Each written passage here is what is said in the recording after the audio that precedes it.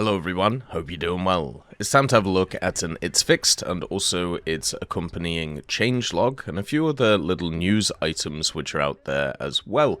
The first one being actually something for PlayStation. So PlayStation, at least on the Japanese side of things, are celebrating a Golden Week sale from the 24th of April to the 8th of May. So all 28 vehicle packs are 50% off on good old PlayStation. So if you want to head over there, make sure to do so. I don't know if this is just a Japanese thing or if this is an everything thing. I saw it on War Thunder Japan, but it's worth checking out because obviously you can get stuff on a discount, so make sure to have a look. The other thing is they released the dev blog for the PLZ 83130. Now, we've already pretty much gone through everything about this vehicle. The dev blog doesn't really give us any additional information, so instead I thought I'd plonk it into this video, just the history section, which is the Type 83, or PLZ 83, was the first mass-produced self-propelled artillery vehicle entirely developed and also produced by the Chinese military industry. Development started in 1979, where testing of new self-propelled guns was completed at the end of 1983, and mass production began at the same time. In the late 80s, Norinco announced the release of an export version of the PLZ-83 self-propelled gun. The main differences of this modification were the 130mm PL-59A Guy gun instead of the 152mm howitzer, and also a different sight. The export PLZ-83-130 was not in demand by potential customers and was also not mass-produced. So yeah, it's basically a PLZ-83 with a 130mm. We did a video looking at it yesterday in the game if you want to have a look, but mainly it's a very lightly armored tank destroyer with a big old donkey gun on it, which was very similar to the I-7 and the 2791, but slightly worse. Quite a long reload for the gun, but overall should do okay, and also has access to quite a nice AP and also a HEVT. The major issue with it is that it's at 7.3, and China doesn't have a lineup at 7.3, so you're going to have to probably run it at 7.7, or up-tier a bunch of 6.7s, and that sucks. In an It's Fixed, they have talked about the general little things that they've been working on, whether it's realistic changes or whether it's bug fixes. It's always generally nice to see. The first one is about trees.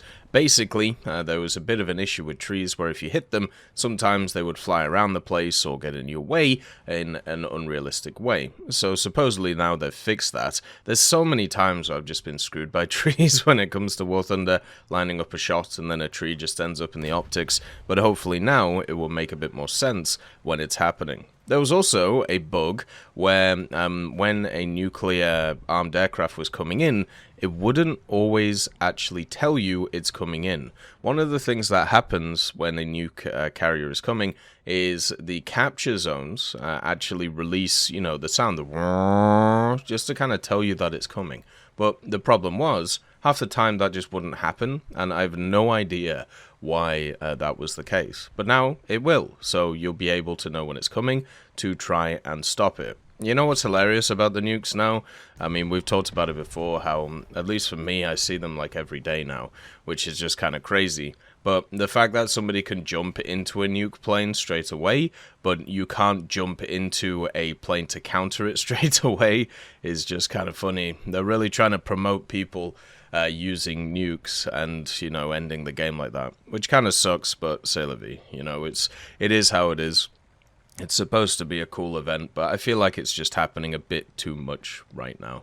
They've also fixed a few explosions on vehicles which shouldn't be happening. The Challengers were actually affected by this quite a lot, and this is something that I've seen for a while over the years. It gets like broken, then fixed, then broken, then fixed, but basically, with the Challenger Mark III and Challenger DS, they have two-piece ammunition. So you have the charge, and then you have the kinetic head, right? Now, the problem with the challenges is if in the turret the kinetic head of the ammunition got hit, you would actually explode, which doesn't make a lot of sense since it doesn't have any explosives inside of it. So, supposedly, they have fixed this. They've also fixed the T90M, where the fuel tanks on the front, which are explosion-proof, they should stop actually, exploding and killing the crew inside. So hopefully that is fixed too. They also created a pretty cool window in War Thunder. When you now actually research a tank, when you buy it, it gives you an option to buy it only or buy it and also select a crew. So now you have to click only less, which is fantastic, That is something that always should be strived for, ease of access to pretty much everything. Then you have update 2.35.1.62, which came out. This was quite a large update, which was cool to see. First of all, the Hot 280 GM, the explosive type has been changed from HTA to Octol. We're going to have to see how that affects it, if it gives it more damage or less damage. But generally with the Hot 2, I haven't ever really had any issues with the amount of damage it does. Then the BMD4, there was a bug which caused all 100mm shells to show in the X-ray, even when they have been spent. That's been fixed, so that's can be a bit of a problem, because if you see it in the X-ray, you don't know where your ammo rack is. So generally you'll play a lot more passive, even though in the BMD when you get shot you usually die anyway. But yeah, it's something to at least think about. The 2S25, there was a bug which caused the tracks module description to include some of the properties of the brake system module. That's been fixed. How does that happen? What a is it surely that's like a standardized thing? Like how is that so weird? The Leopard 2A4, the Leopard 2A5, 2A6, 2A7V, the 122A, the 122B PLSS, and the 122B+. A bug which caused the amount of shrapnel when penetrating the front of the hull to be low has been fixed. Alright, it's time to nerf the Leopards, guys. I think that's fair, by the way. If you saw my video about the Leopard 2A7V, I ended up getting like a 70-80% win rate, 5-to-1 KD spading that thing. Ridiculous. So yeah, the bugs are coming in that we need to fix and to try and stop the dominance of the Leopards right now. Then the Fox, surprisingly, the NVD modification has been removed. Now NVD is available without researching any modifications, and in future, NVD modifications will no longer be added on vehicles with a low battle rating, which makes sense because they don't see night battles. How about we also do that with high tier ones, so therefore they can get access to NVDs or, thermal straight away. Wouldn't that be cool? Nah, never mind. But anyway, that's cool. That means technically that it is now harder to grind, and I know that is kind of surprising. So put it like this: the way that researching vehicles goes, if you have more modifications at a tier, each modification decreases in price. So it isn't actually that bad having some bad modifications or useless modifications, because of the fact that now, the other modifications in the line will actually be lower. So it actually helps you out. That's why when you have a look at something like a BMP-2M, which is a vehicle that I've been researching recently, it has a ton of modifications at rank 1, 2, 3, and 4, especially at rank 4. But that means that each modification at that rank is a lot cheaper than other vehicles. For example, at rank 4, the RP on each module is only 11,000 RP, and also at rank 3 it's only 9,400. So it actually makes it easier to grind, because you don't have to grind all of the other kind of modifications to make it crazy useful. And the Fox was kind of the same. So NVD modifications, they may seem like a pain because you don't really use them at low tiers, but what they did do is they made other modifications cheaper, which is a huge deal. So the loss of it kind of sucks, and also the Fox got put up in BR to 7.7, but at least there's a competent lineup there. For aircraft, the Hot 2 and Hot 380 gems, they also changed their explosive type to Octol, and the F1 has lost the ability to use the AIM-9Bs and added the abilities to use AIM-9Es without researching any modifications. That F1 is such a weird vehicle. If it had 9Gs or 9Ds, I feel like it would massively improve the vehicle, but I'm pretty sure it never used them. The J on it doesn't fit, because the vehicle itself is designed to go fast like a bullet and get in and get out, and the AIM-9Js are just not good enough to be able to do that, because they don't have enough of a motor on them, which is where the D and the G would be so much better. The Su-22M3, they added the R60MK and the modification to use them too.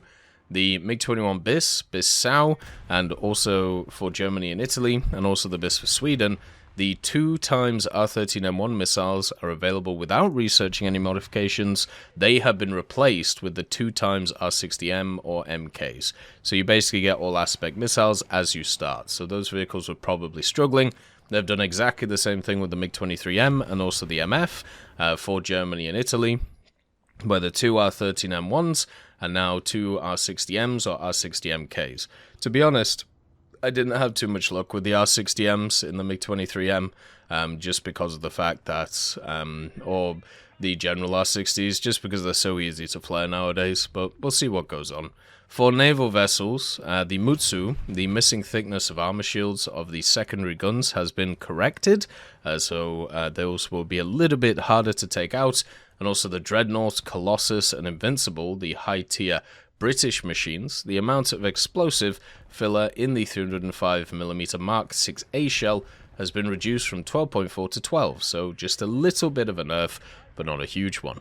For graphics, the incorrect behavior of the trees has been fixed, as we talked about, and for locations, unintended available positions on rocks near the central capture point on the northern team side of the Sands of Sinai at Grid Square C5, C6 have been blocked.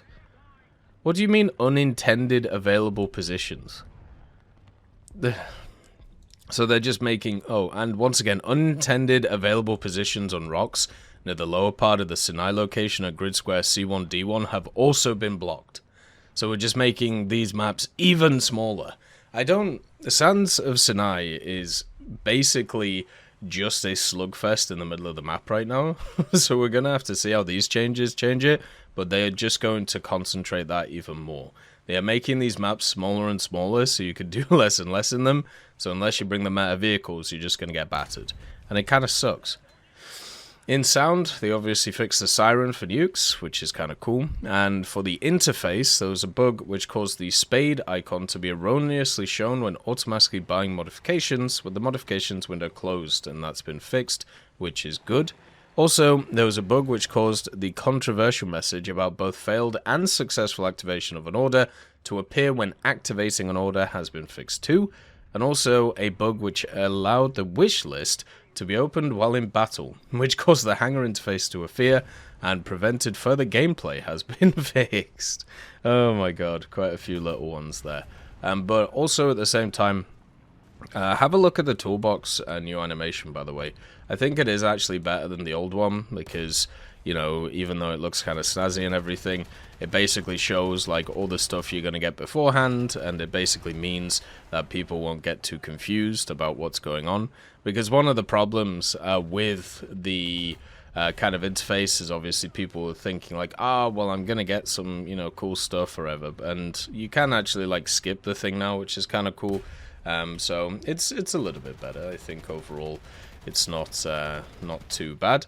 Then obviously the last change, the planned battle rating changes have been implemented. So all of the ones they talked about previously, I don't think they've actually changed any of them since the update that they did to them. That's kind of surprising. Usually they try and sneak a few in by the end. But this is going to be a very interesting time for 8.0 to 9.0, especially for jets, and also high-tier stuff, since a lot of the Soviet stuff got moved up, but 10.3 is still the meta BR, so I don't think that'll really change anything. And a lot of the AAs got moved around too. And also, rip the Veek. You will be remembered. You were a fantastic vehicle. Now, you have been neutered. As always, I hope you have a wonderful day. And I'll see you next time. I'd just like to thank Tullio Pontecorvo, Brendan Quinn, Carrion Crow, Gus Irenicus, Pieman, Wartinder, Teddy, Daniel Stanton, Martinez, B. Young, Alan Hacker, Ozzy Panzer, Liam Shear, Opium Prime, Lafouche, Cam Arslan, Uncle Bean, and Derek R. for supporting the channel.